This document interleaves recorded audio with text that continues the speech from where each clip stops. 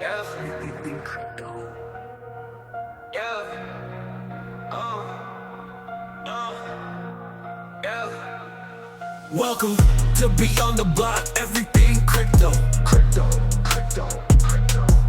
Welcome to Beyond the Block, everything crypto. Hey everyone, welcome back. Today we're diving into the crypto world, more specifically what's been happening with regulation, especially with the new Yeah, administration coming in. definitely. Lots to unpack there. And we've got some really interesting sources to dig into for this one. For sure. Yeah. We've got statements from Congressman Emmer, who's been, pretty outspoken about his views on Gary Gensler and his actions as SEC chair. And we also have some insights from Steve Scalise and even Gary Gensler himself. It's like we're getting all sides of the story here. Right. And to round things out, we've got an SEC press release, a Forbes video, and even some predictions from industry insiders. This is going to be a good one. Oh, yeah. Buckle up. So let's jump right in. Congressman Emmer, he didn't hold back in his criticism of Gary Gensler. No, he did not. He called him, and I'm quoting here, the worst SEC chair in history. Wow. Strong words. Yeah.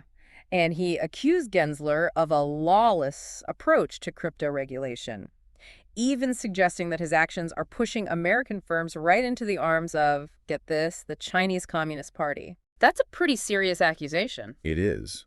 And in a recent Forbes video, Steve Scalise seems to echo these sentiments. It sounds like they both believe that Gensler's approach has actually harmed the U.S. in the global crypto race. Makes you wonder what the SEC has to say about all this.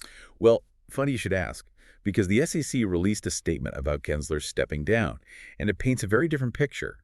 They highlight his achievements, especially in protecting investors, and they specifically call out his work in the crypto space as, a win for the agency. So it's almost like two completely different narratives. On one hand, we have Emmer and Scalise saying that Gensler's approach was damaging. And on the other hand, the SEC is patting him on the back for his accomplishments. It really makes you think, was Gensler truly stifling innovation, as Emmer claims, or was he just doing his job of ensuring market integrity? That's the million-dollar question, isn't it? It's complex, no easy answers there. It is. And it's important to acknowledge both sides of the debate.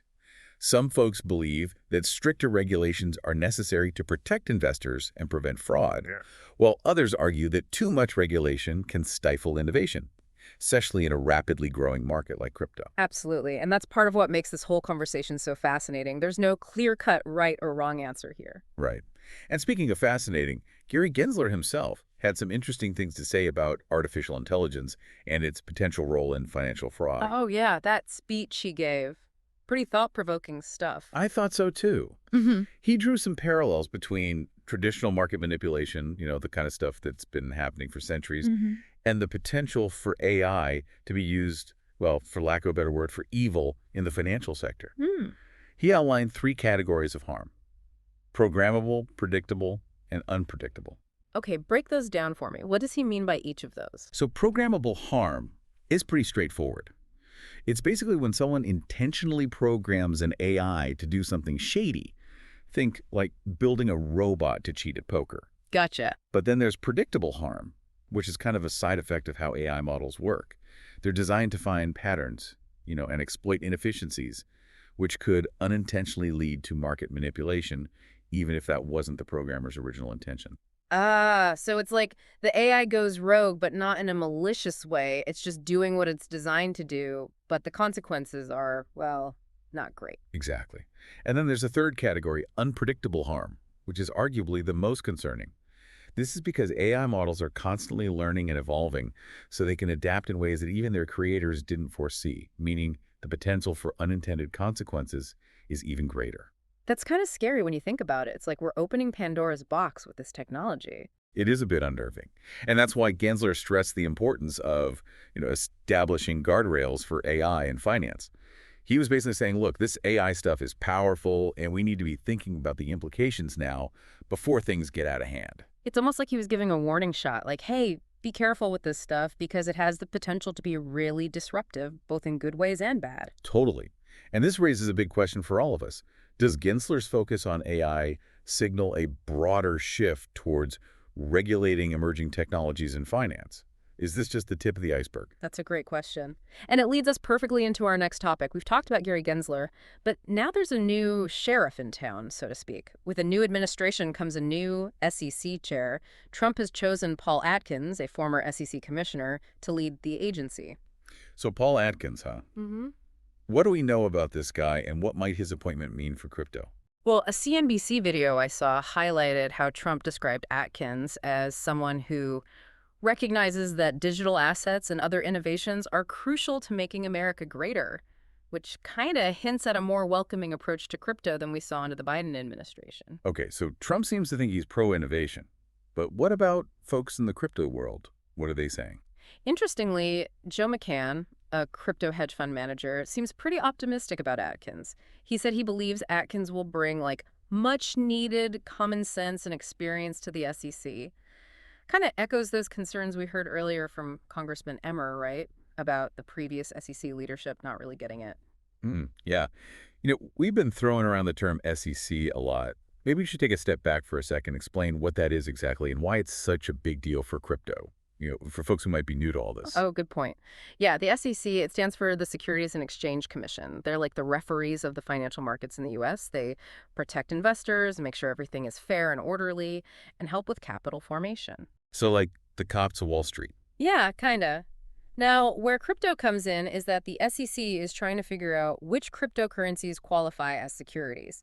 And if they decide that a crypto asset is a security, then it falls under their jurisdiction, meaning they can make rules about how it's traded, who can invest, all that stuff. Okay, so having Atkins, who might be more hands-off, could be a big win for crypto companies here in the U.S., right? But isn't there a risk that less regulation could mean more scams and fraud? Especially with all this new AI stuff we were just talking about with Gensler and the potential for it to be, well, unpredictable. Yeah, that's a valid concern for sure. Lots of folks in the crypto world want less regulation, but others, like Joe McCann, still think clear rules are important no matter who's in charge. It's all about finding that balance, right, between encouraging innovation and protecting investors. It's tricky, for sure. Not as simple as just saying more or less regulation is the answer. It's got to be the right kind of regulation. Totally. And there's another layer to all this. We've got this whole debate about whether the SEC should even be the main regulator for crypto in the first place. Some folks, like Congressman Emmer and Steve Scalise, they think Congress should be the one calling the shots. Right. They're saying that Congress can create a better, more comprehensive set of rules for this new industry. But wouldn't that take, like, forever? Getting Congress to agree on anything seems like pulling teeth. Yeah, could be a long process for sure. On the other hand, if we stick with the SEC, we might just end up with more of that cautious case-by-case approach we saw with Gensler. Tough call. Each path has its pros and cons. Okay, so for someone listening to this, what's the key takeaway here? What should they be paying attention to as this all unfolds? I think the most important thing is to look at the big picture, the overall direction things are moving in. Don't get too bogged down in the day-to-day stuff. Is the U.S. becoming more open to crypto and innovation, or are they sticking with that risk-averse, protect the investor mindset? That's what you got to watch. Got it. So focus on the forest, not the trees. Exactly. And remember, this isn't just a U.S. thing. Whatever happens here will impact the whole crypto world. The U.S. could be a leader in responsible innovation, or they could, hold everyone back by sticking with outdated regulations. It's like we're at a crossroads, huh? Yeah. The decisions made the next few months could really determine the future of crypto, not just here, but globally. Absolutely. And it all ties back to what we were discussing earlier about AI and its potential impact on finance. Even if things get easier for crypto under this new administration, those AI challenges aren't going away. Oh, man, yeah. It's like we're trying to solve one problem and another one pops up. It's like playing whack-a-mole with emerging technologies. Yeah, kind of. And this is where everyone listening needs to really put on their critical thinking caps. When you hear about AI in finance, ask yourself, how could this be used for good? And how could it be used for bad? What are the risks, and how can we minimize them? Great point. We can't just sit back and watch this happen. We got to understand it, and we got to be part of the conversation about how to manage it responsibly. Exactly. And those conversations are happening right now. Everywhere, from the government to the industry to, everyday investors. Everyone has a role to play in shaping this new world. So stay informed, get involved, make your voice heard.